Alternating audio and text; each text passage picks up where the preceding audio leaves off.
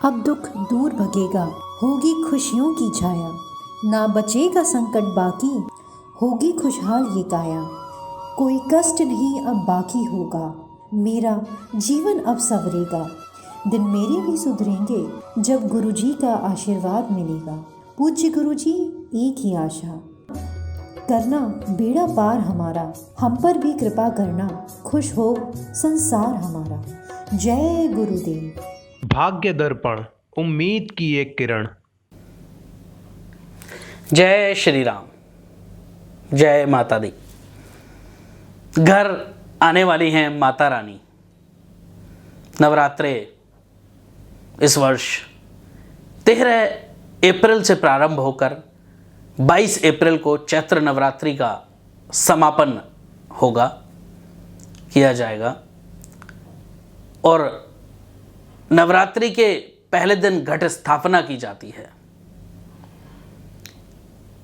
कहते हैं कि नवरात्रे में नवग्रहों की शांति करना बड़ा आसान होता है।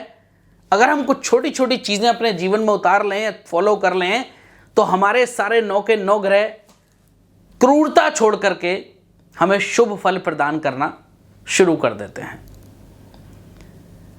चैत्र नवरात्रि के दौरान मां दुर्गा के 9 स्वरूपों शैलपुत्री, ब्रह्मचारिणी, चंद्रघंटा, कुष्मांडा, स्कंद माता, कात्यायनी देवी, कालरात्रि देवी, महागौरी और सिद्धिदात्री की पूजा की जाती है। लेकिन क्या आप ये बात जानते हैं कि नवरात्रे में सही ढंग से पूजा करने से माता की कृपा पाने के साथ साथ नवग्रहों की शांति भी की जा सकती है? जी हां, आज उसी के उपाय हम आपको बताएंगे। क्या करें ऐसा नवरात्रों में डिफरेंट कि मजबूर हो जाए आपकी किस्मत आपका साथ देने के लिए। सबसे पहले बात करेंगे घट स्थापना के शुभ मुहूर्त की। 13 अप्रैल 2021 दिन मंगलवार शुभ मुहूर्त होगा घट स्थापना का 5:58 सुबह से 27 सेकंड, 5:58 27 सेकंड सुबह से 10:14 सुबह तक यह घट स्थापना का शुभ मुहूर्त होगा।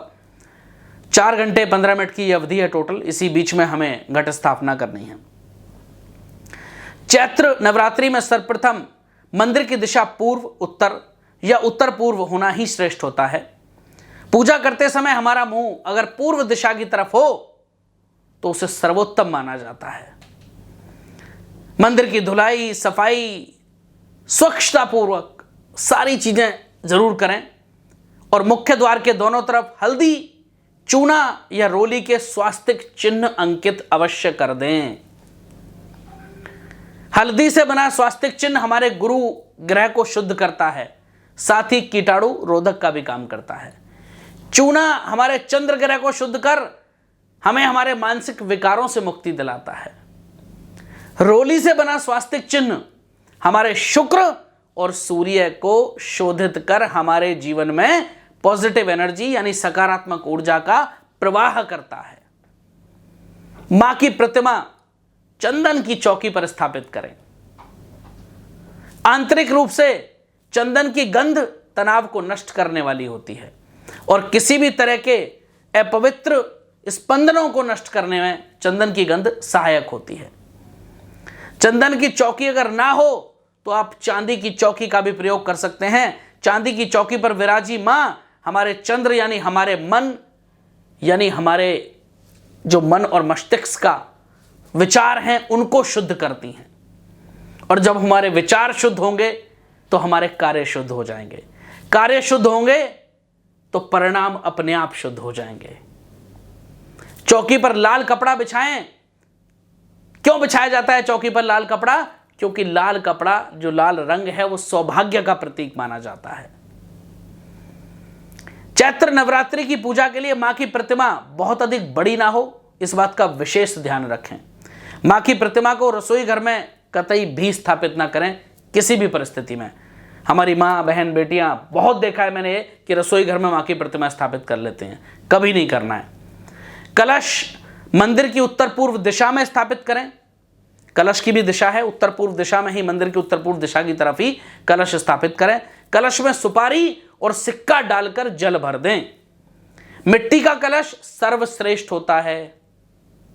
आजकल स्टील पीतल के कलश का चलन है, लोग चांदी के कलश का भी प्रयोग करते हैं, लेकिन मिट्टी का कलश सर्वश्रेष्ठ होता है। मिट्टी के प्रयोग से हमारे बुध ग्रह शुद्ध होते हैं, जो हमारे जीवन में बुद्धि के कारक होते हैं। सोने या पीतल के कलश का अगर हम प्रयोग करते हैं तो उससे हमारा गुरु ग्रह मजबूत होता है, शुद्ध होता है, जो हमारे ज्ञान और विवेक का विस्तार करते हैं। चांदी का कलश भी शुभ फल देता है, क्योंकि चांदी मानसिक शांति और सुख प्रदायक होती है।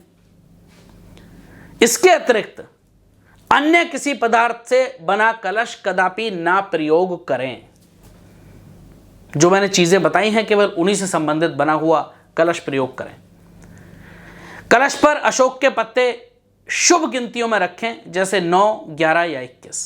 ऑड नंबर्स में रखने, इवन नंबर्स में नहीं रखने। अशोक शोक को हरने वाला पौधा है, जिसकी पत्तियों का प्रयोग हमारे जीवन में आने वाली विपदाओं को नष्ट करता है। और इसके बाद जटादार नारियल कलावा बांध करके कलश के ऊपर रख दें और मां के समक्ष अपनी सारी विपदा दूर करने व मनोकामना पूर्ण करने की प्रार्थना करें। पूत कपूत सुने हैं बे, लेकिन माता नहीं सुनी कमाता। मां कभी कुमाता हो ही नहीं सकती। मां अपने बच्चों की ना सुने, ऐसा हो ही नहीं सकता। बस हमारे अंदर वो भाव, वो श्रद्धा होनी चाहिए।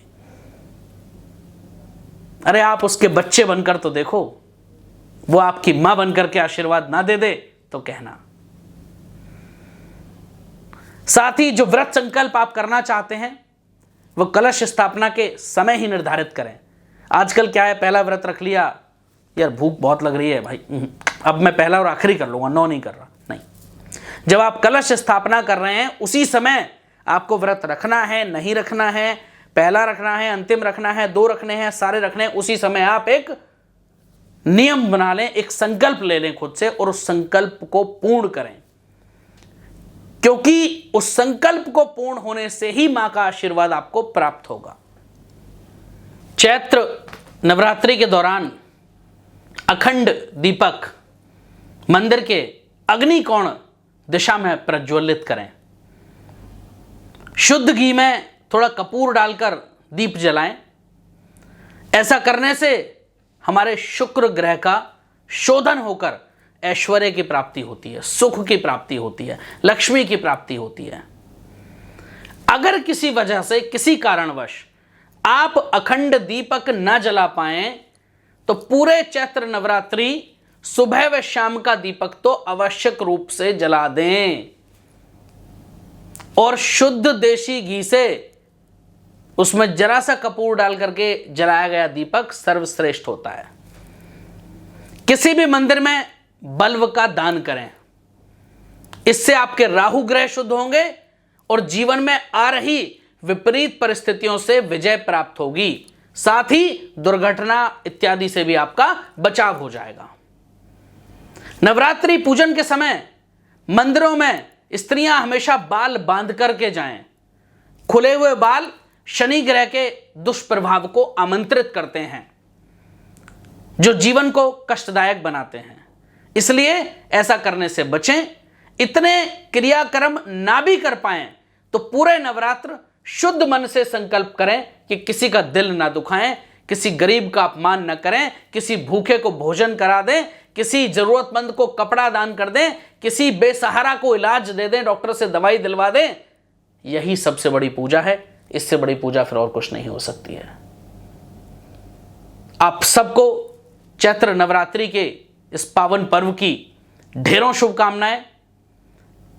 माता रानी से यही कामना है कि आप सब पर माता रानी का भरपूर प्यार, भरपूर स्नेह हमेशा बरसता रहे और हमेशा माता रानी आपको खुश रखें। जय श्री राम। अगर आपको हमारी ये वीडियोस पसंद आती हैं तो आप हमारा चैनल ज़रूर सब्सक्राइब कर लें और वीडियोस ज़रूर लाइक करें। कमेंट बॉक्स में कमेंट करके हमें ज़रूर बताएं वीडियो आपको कैसी लगी। और हाँ, बेल आइकन दबाना बिल्कुल न भूलें। फिर मिलेंगे एक नई वीडियो के साथ। तब तक के लिए आप सबको मेरी तरफ से जय श्री राम, जय माता दी।